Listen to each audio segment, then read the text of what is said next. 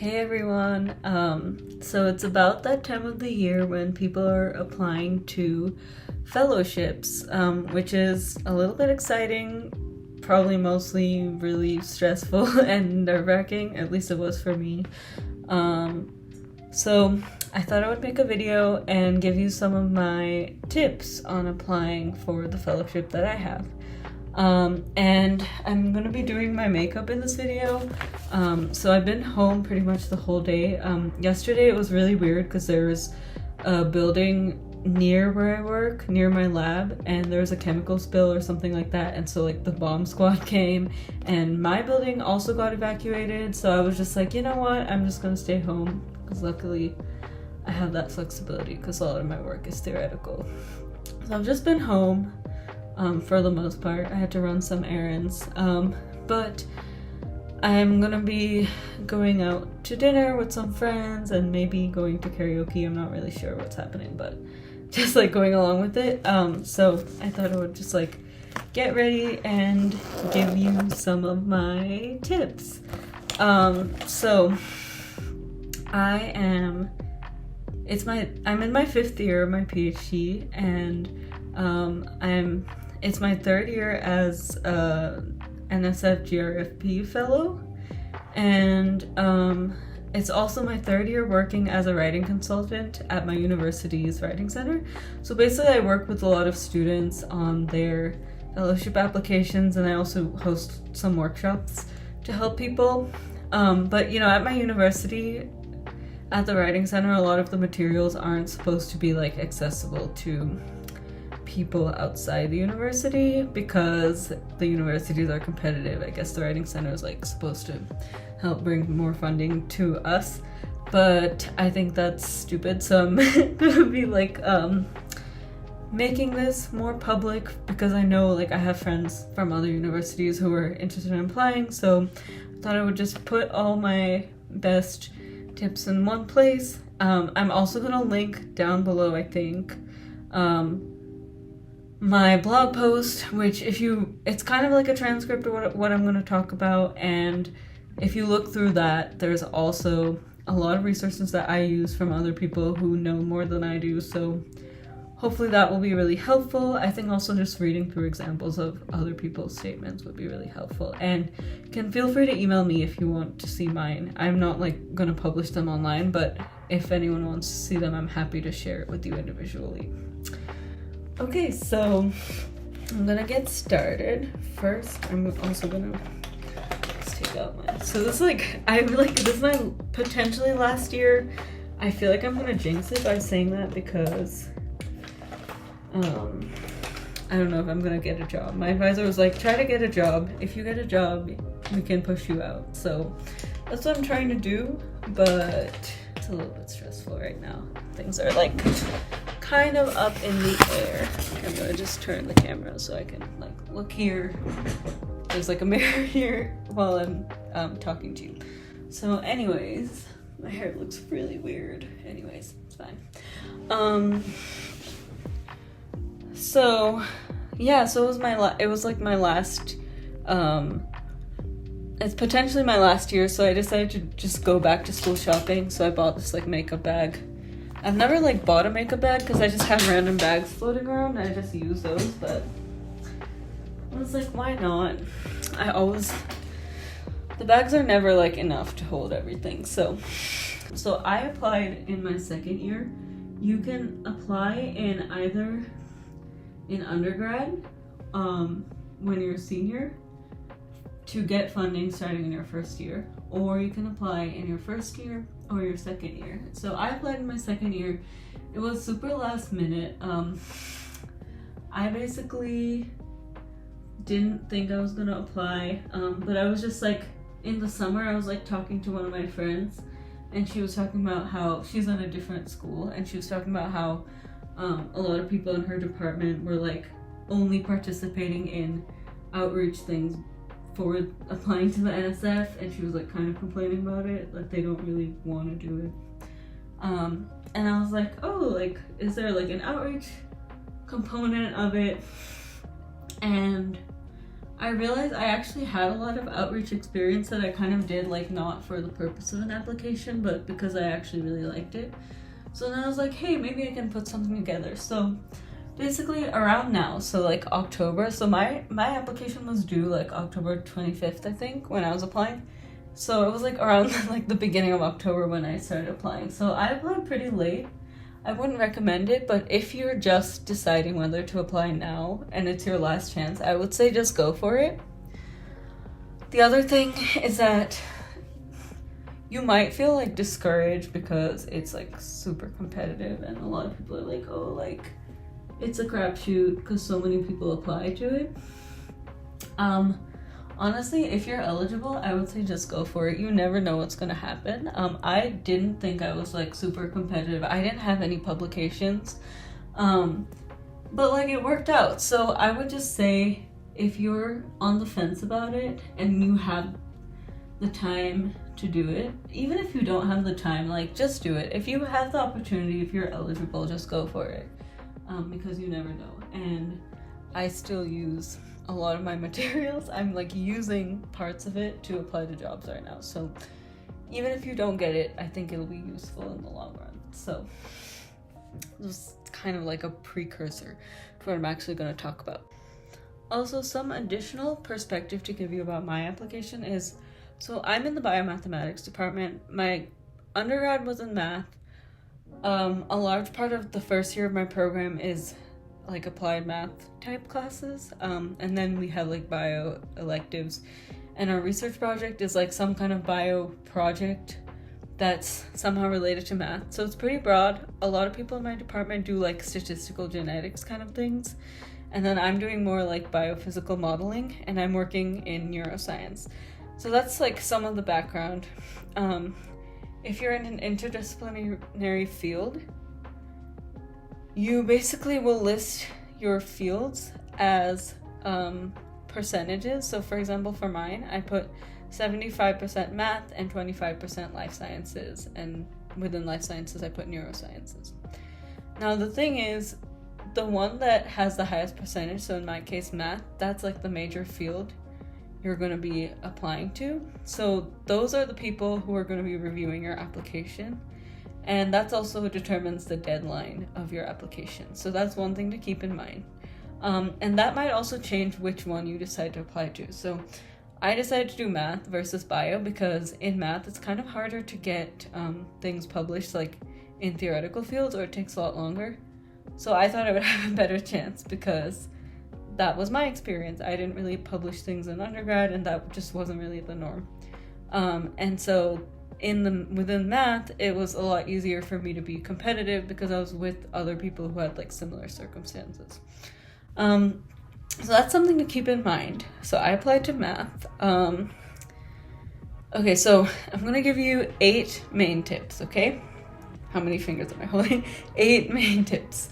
Yeah, just because I do math doesn't mean I can count. So the first tip I have is to read the solicitation.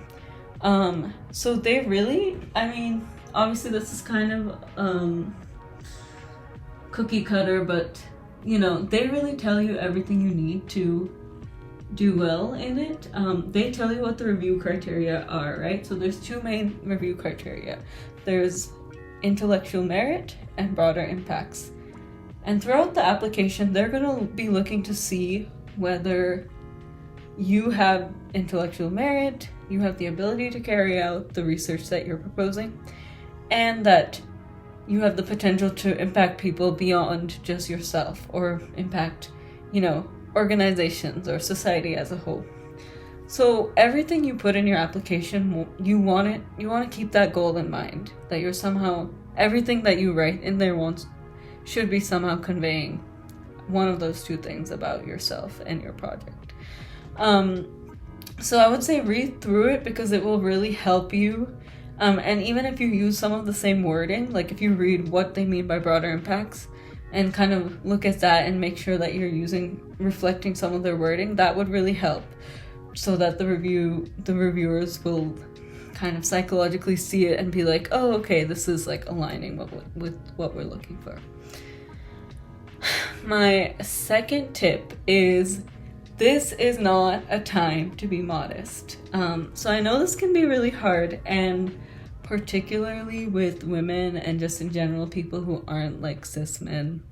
I'm not saying that like this doesn't happen to everyone, but you know, especially with people who are minorities. I think you know, societally we're taught not to talk ourselves up, and we're like, you know, told to kind of underplay certain things we've accomplished, whether that's in our heads or even outwardly. And this is fine if you're like, you know, trying to make friends with someone or trying to go on a date or something. Like, it is kind of annoying if you meet someone the first time and they're just like, I accomplished this and this and this and this.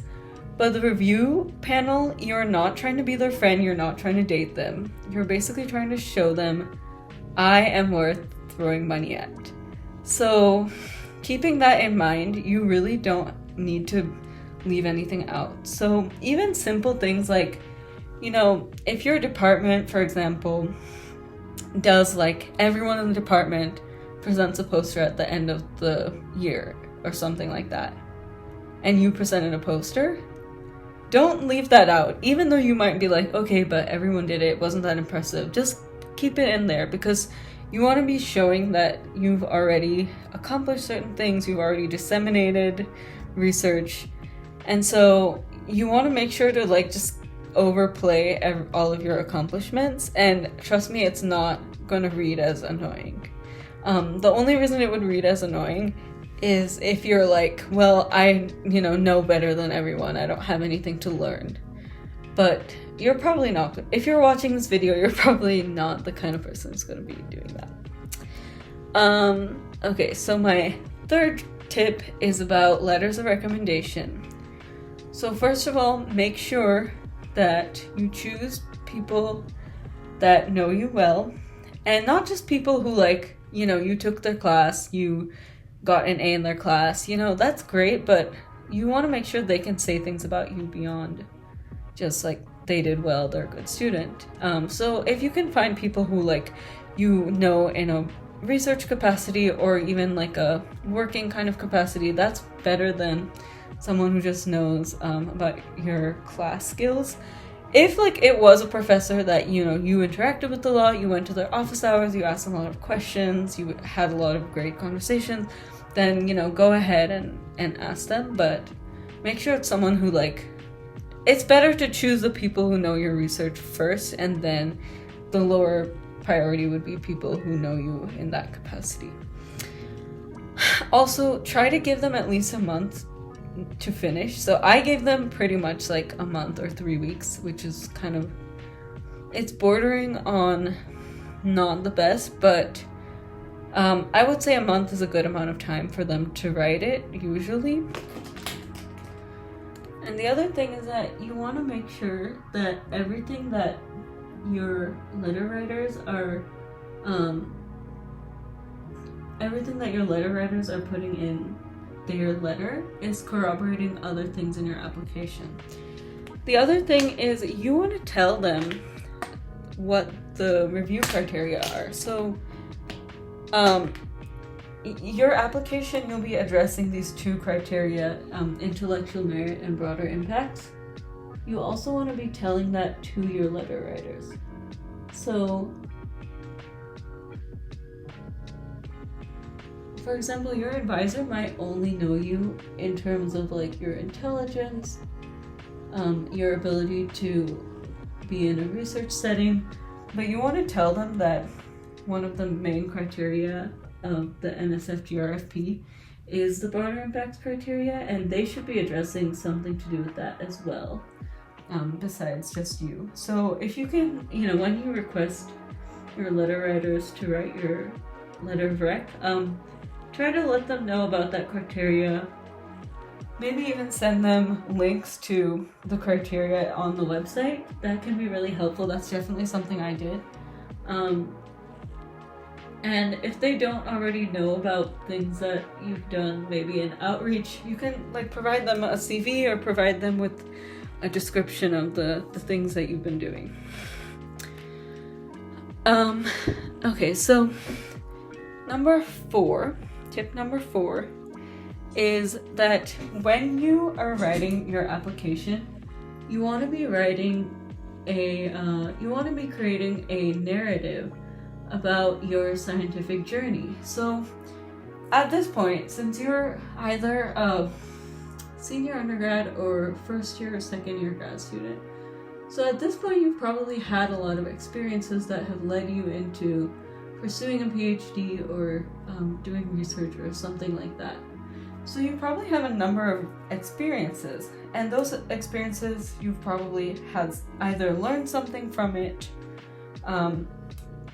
you might have published things, or you might have presented things, and you might have gained some skills that you can maybe transfer to the project you're working on now.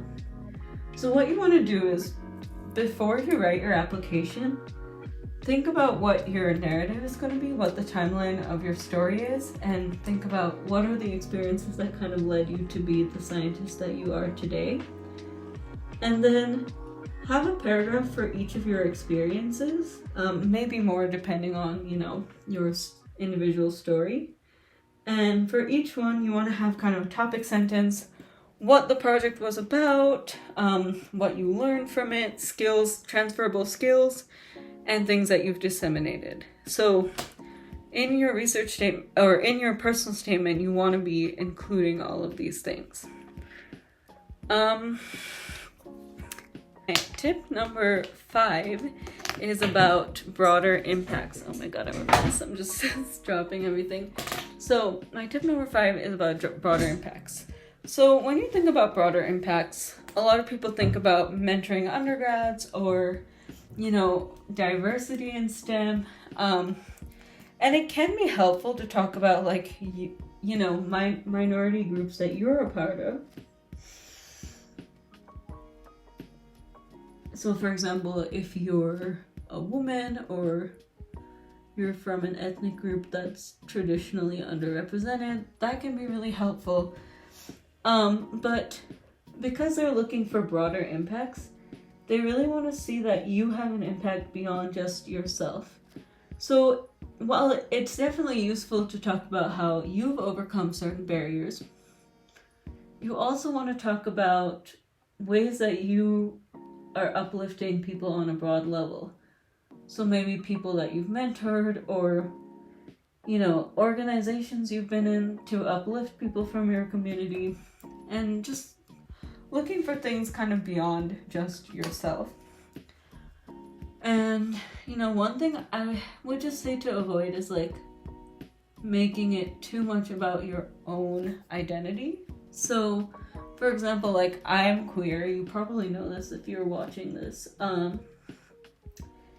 and I think some people, their instinct is to be oh, maybe I can say that to help my application, because maybe because I'm a minority it will help. But I really don't think it helps that much unless you're part of a STEM or an org to help queer people feel represented in STEM or things like that. So you want to basically focus on impacts beyond just yourself.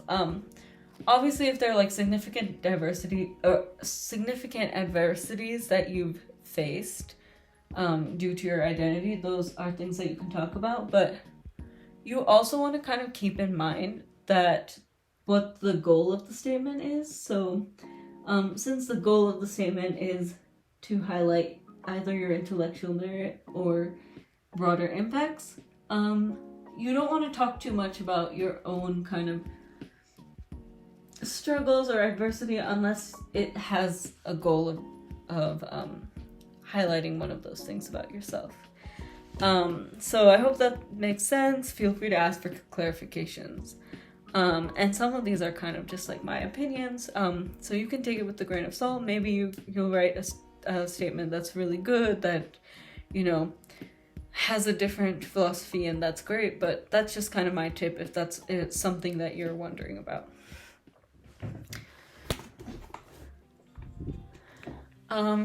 So tip number 6, this kind of goes along with this, is if there's some kind of gap in your academic record or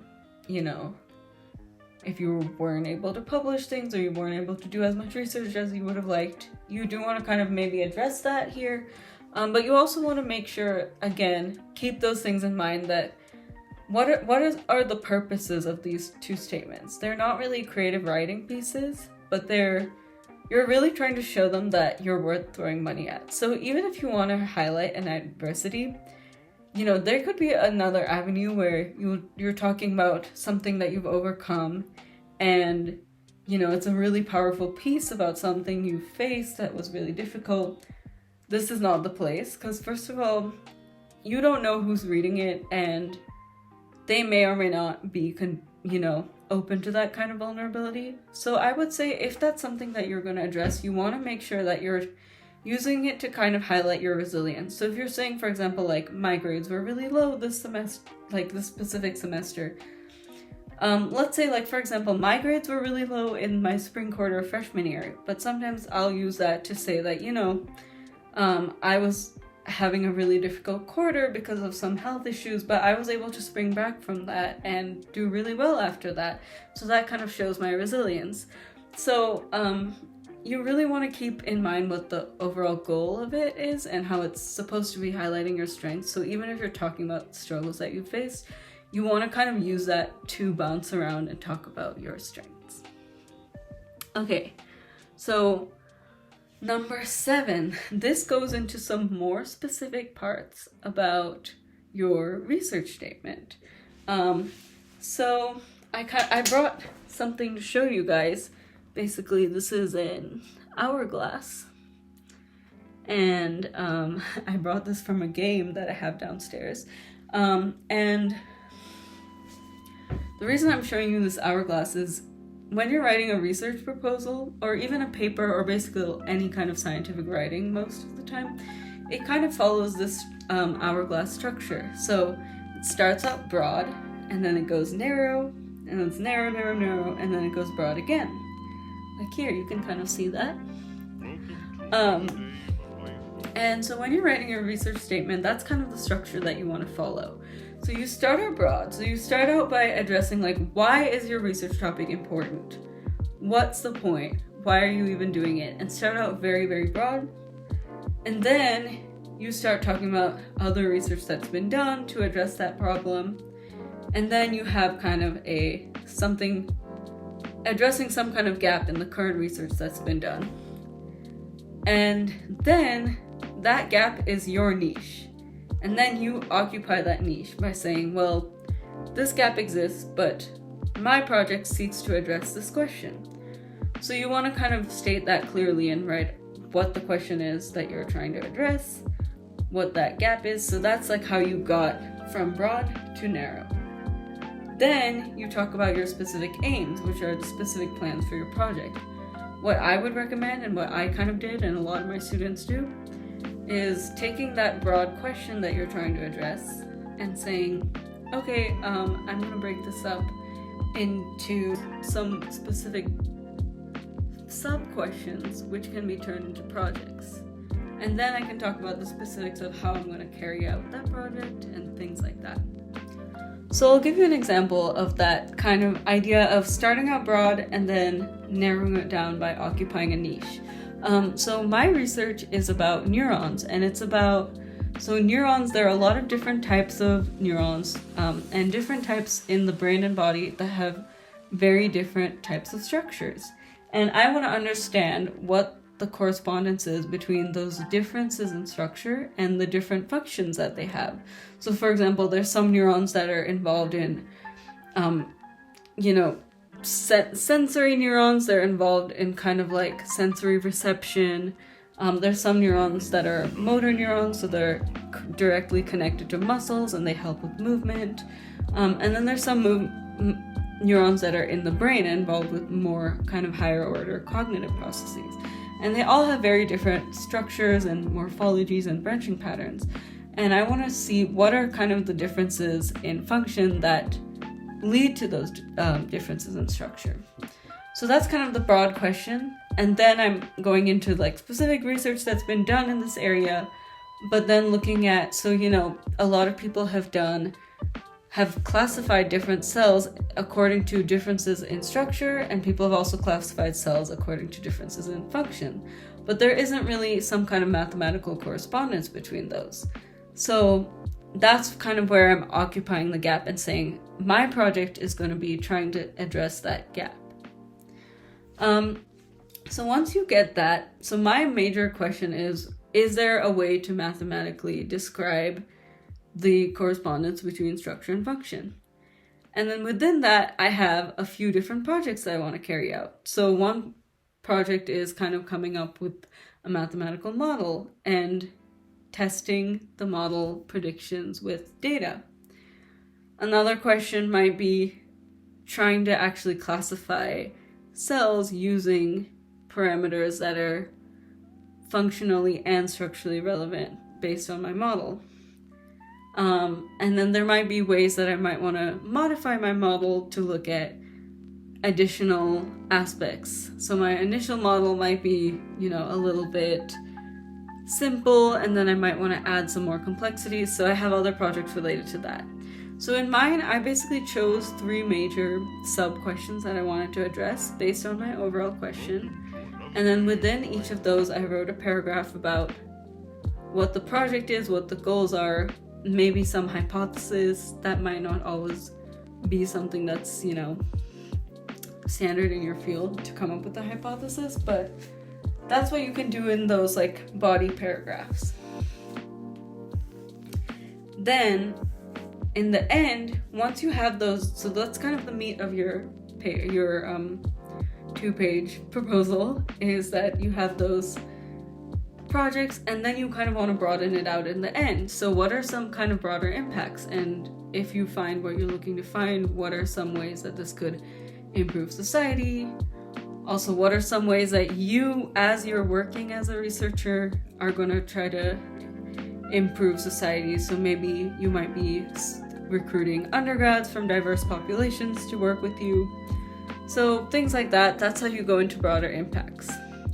Another thing is you really want to highlight, for example, if you go to a university and you're working with an advisor who is really has a specialty in the specific topic that you are studying, especially if you're already a first or second year grad student, you really want to address that, because they're also going to be looking for whether, if they choose to fund you, whether you'll be able to carry out the project you propose.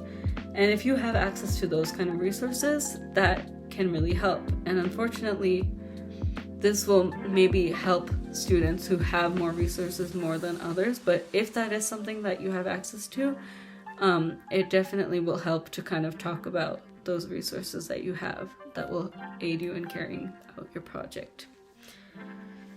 Okay, so tip number 8. When you get your decision, if you do not get the fellowship, don't be discouraged. And I know this might be kind of, hard for me to say, because I ended up being very lucky that I got the fellowship, but I swear to God, a lot of the people in my program who didn't even apply, or maybe applied and didn't get it, there's no difference between me and them. They might even be smarter than I am. They might be more capable than I am. So really, it's so random. It depends on who you get on your review committee.